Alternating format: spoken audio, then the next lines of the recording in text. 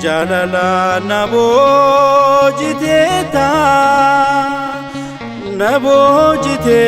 goftani gaketini enyutu sirra adan nabasa nambasu abbako belifdebuni enyutu sirra adan nabasa nambasu gofta hundargachuni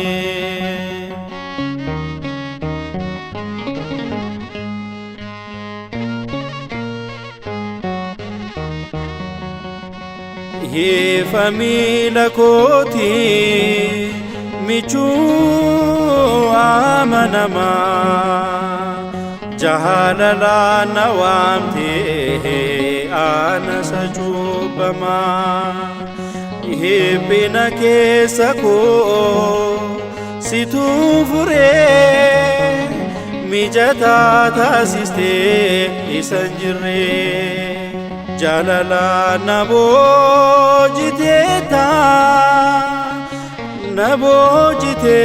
goftani gaketini enyutu sirra adan nabasa nambasu abbako belifdebuni enyutu sirra adan nabasa nambasu gofta hundargachuni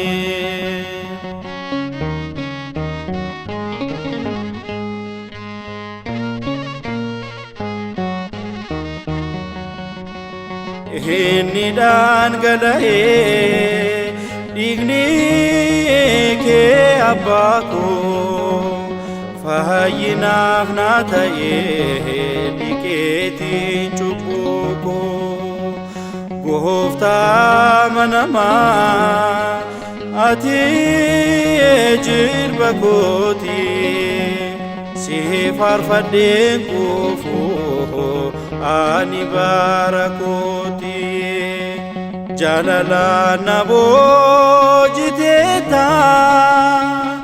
nabojiteta goftani gaketini enyutu sirra adan nabasa nambasu abbako belifdebuni enyutu sirra adan nabasa nambasu gofta hundargachuni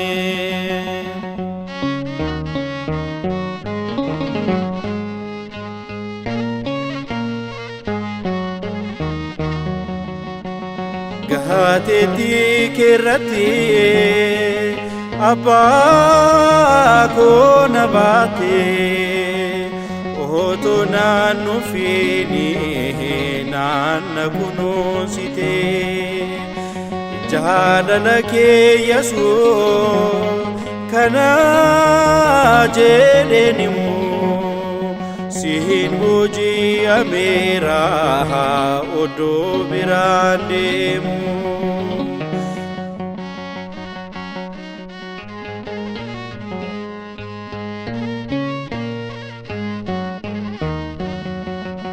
Seher kadetani argate nagenya wahaka gosi umaha karore jirenya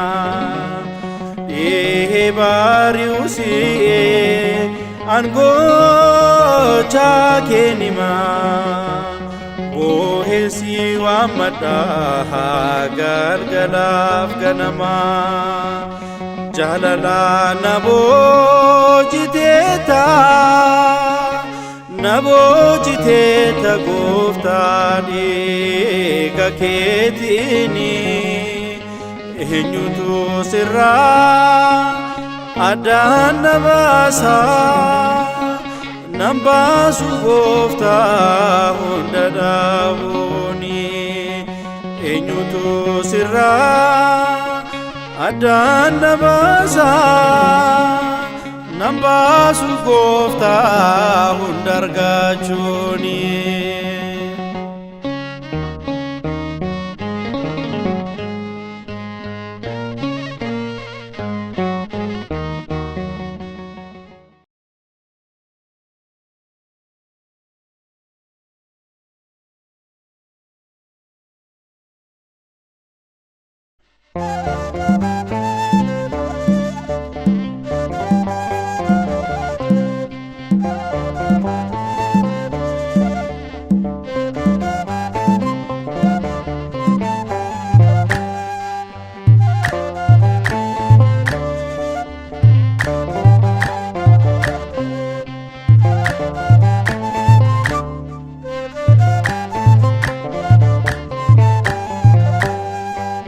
Halkanii fi guyyaa nu eega waaqarraa ajajameeti nu cina dhaabbata Mikaa'el bakka isa waammannutti. Halkanii fi guyyaa nu eega waaqarraa ajajameeti nu cina dhaabbata Mikaa'el bakka isa waammannutti. Halkanii fi guyyaa nu eega waaqarraa ajajameeti nu cina dhaabbata Mikaa'el bakka isa waammannutti.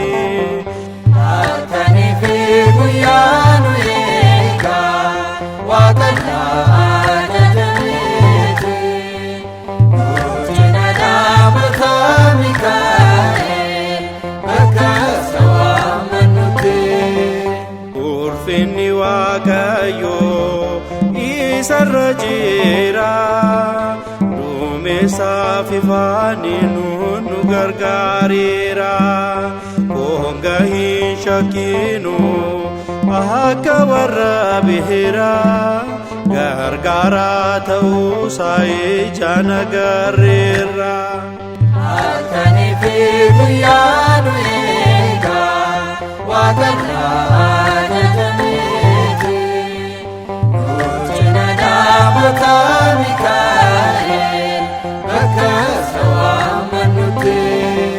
Kiyyoo dura keenya isa tasaasee galaana Yordaanos lubbuun nu ceesisee nu wajjiniin jira har'as hin sodaannu maqaa isaa waamachuuf yoomuu hin saalfannu. Halkanii fi guyyaa nu eega waaqarraa ajajameeti nu cina dhaabbata Mikaa'el bakka isa waammannutti. Duubaaf dura keenyaan nu dhiphisuus deemni eenyuma dabarraa gargaarsa isaatiini. Maaltu nu daangeessa isa yoo faarfanne amajaajii keenya sanirra dhaabbanne. Halkanii fi guyyaa nu eega waaqarraa